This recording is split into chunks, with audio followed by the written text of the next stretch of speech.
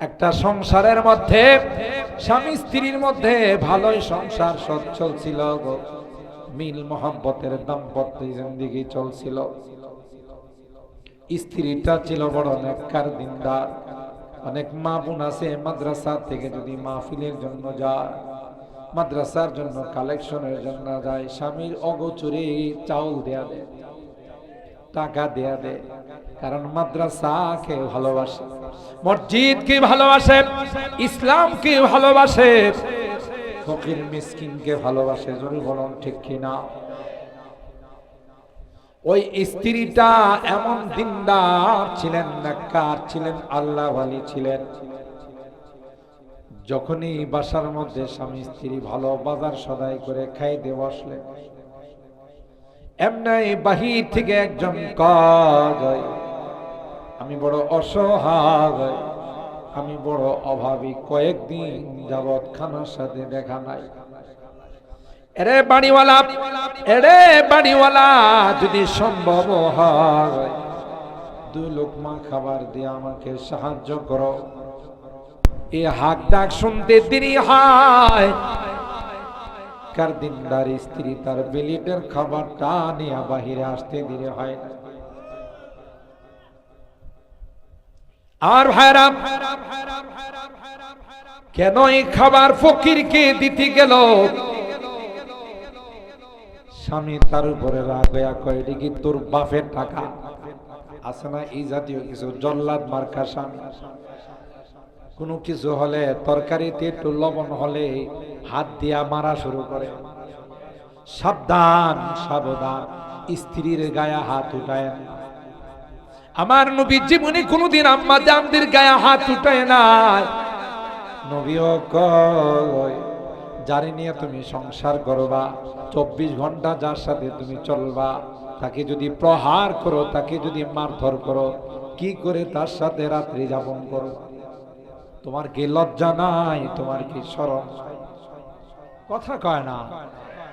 আল্লাহর নবী কোনদিন আম্মা জানদের গায়ে হাত তুলেন নাই। হ্যাঁ, স্ত্রী যদি তোমার কথা না শোনে, স্ত্রী যদি ঠিক মতো নামাজ না পড়ে, স্ত্রী যদি পর্দা মেনটেন না করে, স্ত্রী যদি হারাম কাজ করে, মোবাইল নিয়ে সারাদিন হেলো হেলো করে, আরেক বেড়ার সাথে ফেরেম করে, কথা কয়, এরকমের আছে না নাই? এরকমের অনেক অশৃঙ্খল মেয়ে আছে, স্বামী বিদেশ থেকে কষ্ট করে টাকা পাঠায়, মোবাইলের টাকা ভরে আরেক বেড়ার সাথে ফেরেম করে, কথা কয় না? এ মা, এ মা, না না, তোমার মতো নিমক খারাপ আল্লাহর জমিনে দ্বিতীয় কেউ নাই। স্বামীর খাও, স্বামীর বড়, স্বামীর সবকিছু খরচ করো। জানো তোমার স্বামী কত কষ্ট করে তোমাকে একটু সুখে রাখার জন্যে, তোমাকে একটু ভালো রাখার জন্যে, তোমার সন্তানগুলো যেন ভালো থাকে। তাই সৌদি আরবের মতো রাষ্ট্রে দুপুরবেলা রৌদ্রে পড়ে সুন্দর চেহারাটা রৌদ্রে পড়ার কারণে কালো হয়ে যায়। দেশে আসলে চিনা যায় না, এ ভাই তুমি না কত সুন্দর ছিল। ও স্ত্রীরা একটু সুখে রাখার জন্যে, বাল বাচ্চাগুলোকে একটু সুখে রাখার জন্যে নিজের জীবনের দিকে তাকাই না। তুমি যদি তার উপার্জন, তার কষ্টের কামানো টাকা দিয়া, উপার্জিত সম্পদ দিয়ে যদি তুমি হারাম কাজ করো, তাহলে তোমার মতো নিমুখ হারাম আল্লাহর জমিনে দ্বিতীয় কেউ না। তোমারে শাসন করার কথা, ওয়াল্লাতি তাখাফুনা নুশুজাহুন্না ফাইযুহুন্না ওয়াহজুরুহুন্না ফিল মাদাজি। কোরআনে আল্লাহ এই জাতীয় যদি নষ্টা হয়, বুঝেন না, যার এক বেড়ায় হয় না, কয়েক বেড়া লাগে, এটা কি ভালো না নষ্টা? এটা কি চরিত্রওয়ালী না চরিত্রহীন? চরিত্রহীন। এর ঘরে যে সন্তান হবে, এটা আরো বড় চরিত্রহীন।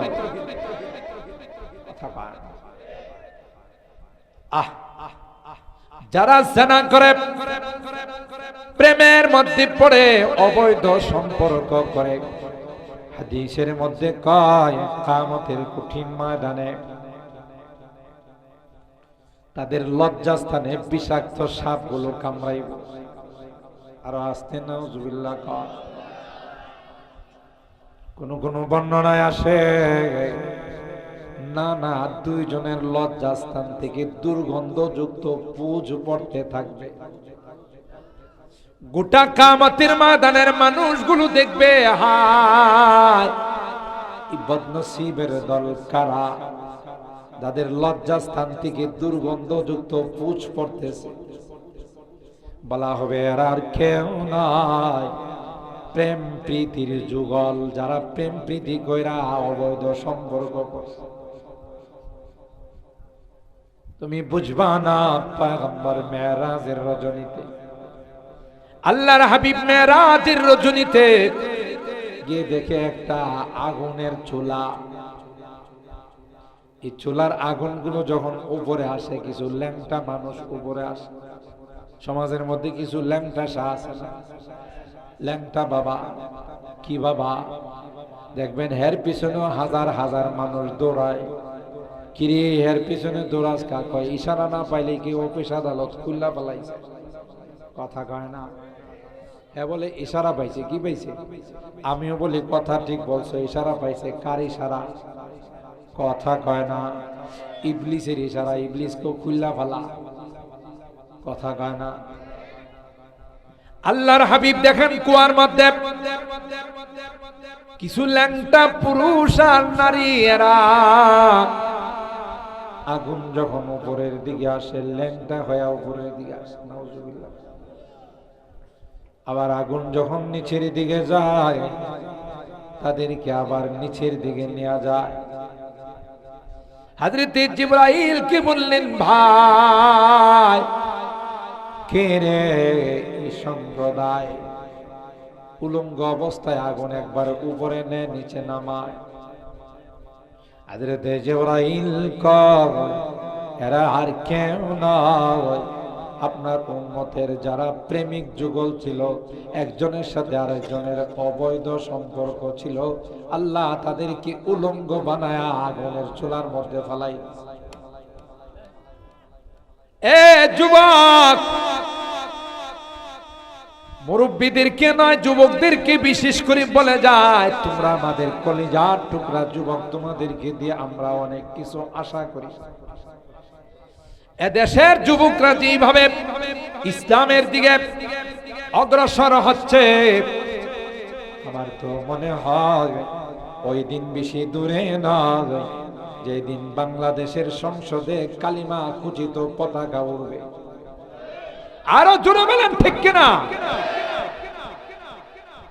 तौहीद ने बख्शी है हमें हौसला मंदी, तौहीद ने बख्शी है हमें हौसला मंदी, हम मिल्लत इस्लाम के जाबाज सिपाही, हम मिल्लत इस्लाम के जाबाज सिपाही, हम खालिद दर्रार की अजमत का निशा है, हम खालिद दर्रार की अजमत का निशा है, हम कासिम महमूदी की गैरत का निशा है।